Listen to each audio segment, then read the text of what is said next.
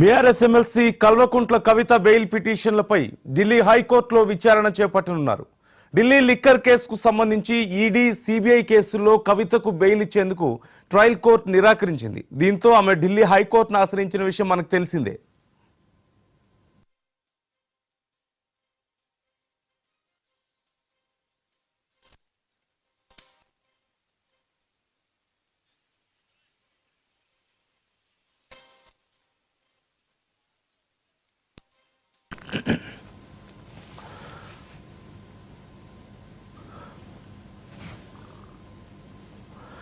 ప్రస్తుతం judicial remand లో కవిత తిహార్ జైల్లో ఉన్నారు.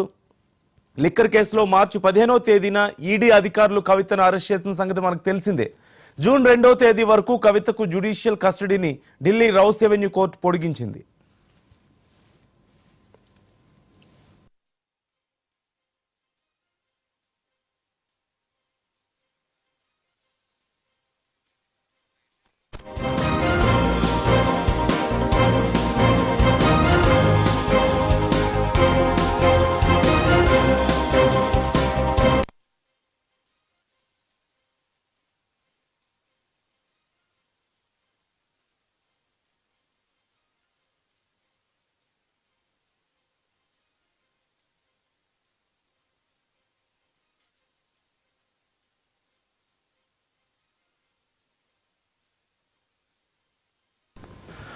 BRS MLC Kalvakuntla Kavitha bail పిటిషన్లపై ఢిల్లీ హైకోర్టులో విచారణ చేపట్టనున్నారు. ఢిల్లీ లిక్కర్ కేసుకు సంబంధించి ఈడీ, సిబిఐ కేసుల్లో కవితకు బెయిల్ ఇచ్చేందుకు ట్రయల్ కోర్టు నిరాకరించింది. దీంతో ఆమె ఢిల్లీ హైకోర్టును ఆశ్రయించిన విషయం మనకు తెలిసిందే. పూర్తి సమాచారం మా ప్లానింగ్ ఎడిటర్ సురేష్ గారిని అడిగి తెలుసుకుందాం. సురేష్ గారు, కవిత బెయిల్ పిటిషన్లకు సంబంధించి ఇవాళ ఢిల్లీ హైకోర్టులో విచారణ జరగబోతున్నట్లుగా తెలుస్తోంది. ఎవరి వాదనలు ఎలా ఉన్నాయి? ఈ బెయిల్ పిటిషన్కి సంబంధించి కవిత అసలు ఏ బేసిస్ మీద బెయిల్ అడుగుతున్నారు? అలాగే సిబిఐ కానీ, ఈడీ కానీ వారి వాదనలు ఎలా ఉన్నాయి? ఈరోజు ఎలాంటి ఫలితాన్ని ఎక్స్పెక్ట్ చేయొచ్చు అంటారు మనం?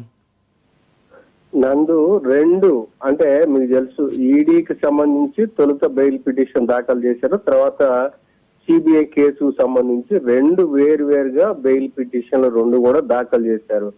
సో రౌస్ ఎవెన్యూ కోర్టు రెండు బెయిల్ పిటిషన్లు కూడా తిరస్కరించింది. ప్రధానంగా కారణం ఏంటి? ఈడీ గాని, సిబిఐ గాని కేసు విచారణ తుది దశలో ఉంది. మొత్తం మీద కవిత గారి పాత్ర చాలా స్పష్టంగా ఉంది. అంటే ఈ మొత్తం కేసులో కూడా అంటే మనీ లాండరింగ్ దీనికి సంబంధించి ఆవిడ కీలక పాత్ర ఉంది. సౌత్ గ్రూప్ లో ఆ రకంగా వెళ్ళింది కాబట్టి 100 కోట్ల రూపాయలు వెళ్ళడంలో ఆవిడ కీలక పాత్ర ఉంది కాబట్టి బెయిల్ ఇవ్వద్దు, కేసు విచారణ తుది దశలో ఉంది అని చెప్పని ఈడీ, సిబిఐ రెండు వాదించడంతో రౌస్ ఎవెన్యూ కోర్టు తిరస్కరించింది. అయితే దాని నుంచి ఇప్పుడు ఇక ఢిల్లీ హైకోర్టుకు వచ్చారు కవిత గారు. ఢిల్లీ హైకోర్టులో విచారణలో ఉన్న సందర్భంగానే ఈడీ ఒక ఛార్జ్ షీట్, మొన్న 7వ ఛార్జ్ షీట్, అనుబంధ ఛార్జ్ షీట్ ని దాఖలు చేసింది. ఆ అనుబంధ ఛార్జ్ షీట్ లో కవిత గారిని దాంట్లో నిందితురాలుగా చేరుస్తూ, కవిత గారితో పాటు మరో 4గురిని కూడా నిందితులుగా చేరుస్తూ అదనపు ఛార్జ్ షీట్ ని ఈడీ దాఖలు చేసింది. ఏంటంటే గోవాలో ఆమ్ ఆద్మీ పార్టీ ఎలక్షన్ ప్రచారానికి ఇక్కడ హవాలా రూపంలో వెళ్ళిన 30 కోట్ల రూపాయలు అక్కడికి వెళ్ళాయని చెప్పని అక్కడ 4 నిందితుల్ని, అంటే అక్కడ ప్రచారంలో ఆమ్ ఆద్మీ పార్టీ తరఫున ప్రచారం చేసిన వాళ్ళ పేర్లను కూడా చేరుస్తూ కవిత గారిని దీంట్లో ఛార్జ్ షీట్ దాఖలు చేశారు. అదే విధంగా సిబిఐ కూడా కోర్టు తెలిపింది ఏంటంటే ఇంకొక ఛార్జ్ షీట్ మేము దాఖలు చేయబోతున్నాము. అంటే మీకు తెలుసు, అరవింద్ కేజ్రీవాల్ గారికి సంబంధించి కూడా ఛార్జ్ షీట్ దాఖలు చేస్తామని చెప్పారు. ఆయన ఇప్పుడు సుప్రీంకోర్టు బెయిల్ ఇచ్చింది కాబట్టి అది కేవలం ఎన్నికల ప్రచారంలో పాల్గొనడానికి 5 ఏళ్లకోసారి ఎన్నికలు వస్తాయి కాబట్టి ఆ హక్కును కల్పించడం కోసమే సుప్రీంకోర్టు అరవింద్ కేజ్రీవాల్ గారికి బెయిల్ ఇచ్చింది. అయితే ఇక్కడ కవిత గారి విషయానికి వస్తే ఆవిడ ఎలక్షన్ ప్రచారం దీనికి అంటే కూడా తన కుమారుడికి అంటే ఈ బ్రేక్ పీరియడ్, ఇంటర్మీడియట్ అంటే అయిపోయిన బ్రేక్ పీరియడ్ తర్వాత తదుపరి ఇక్కడ నుంచే అంటే ఇంజనీరింగ్ లేకపోతే ఇంకొక ఇదా అనేది ఫ్యాకల్టీ దాన్ని బట్టి చేసుకునే అవకాశం ఉంది.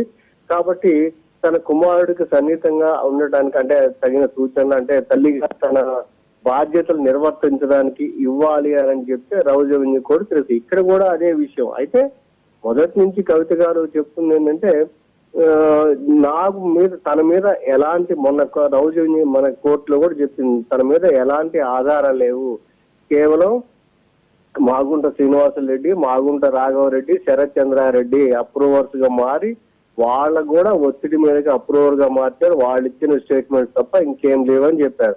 సో ఇప్పుడు ఇక్కడ కూడా కవిత గారు మళ్ళీ సేమ్ అదే వాదన, ఇప్పుడు ఢిల్లీ హైకోర్టులో కూడా అదే వాదన, నా పాత్ర లేదు, ఇది కావాలని దురుద్దేశంతో దీంట్లో తాను ఇది చేశారు అనే విషయాన్ని, ఇది బీజేపీ అధికారంలో ఉన్న బీజేపీ ప్రతిపక్షాల మీద ఈ రకంగా వేధింపులకు పాల్పడుతుంది అనే విషయాన్ని తెలియజేసింది. అదే విషయంగా అంటే మీకు తెలుసు ప్రాసెస్, ఇప్పుడు తర్వాత ఢిల్లీ హైకోర్టు తిరస్కరిస్తే సుప్రీంకోర్టుకి వెళ్ళడానికి, అందుకని రౌజ్ అవెన్యూ కోర్టు తిరస్కరించింది కాబట్టి ఢిల్లీ హైకోర్టుకు వచ్చారు. ఈ ఢిల్లీ హైకోర్టులో ఈ విచారణ అయిన తర్వాత ఇచ్చేదాన్ని బట్టి అదే మొత్తం మీద మీకు తెలుసు మార్చి 16 నుంచి కూడా అక్కడే ఉన్న మన తిహార్ జైల్లో ఉన్నారు నందు. రైట్ థ్యాంక్ యూ సురేష్ గారు.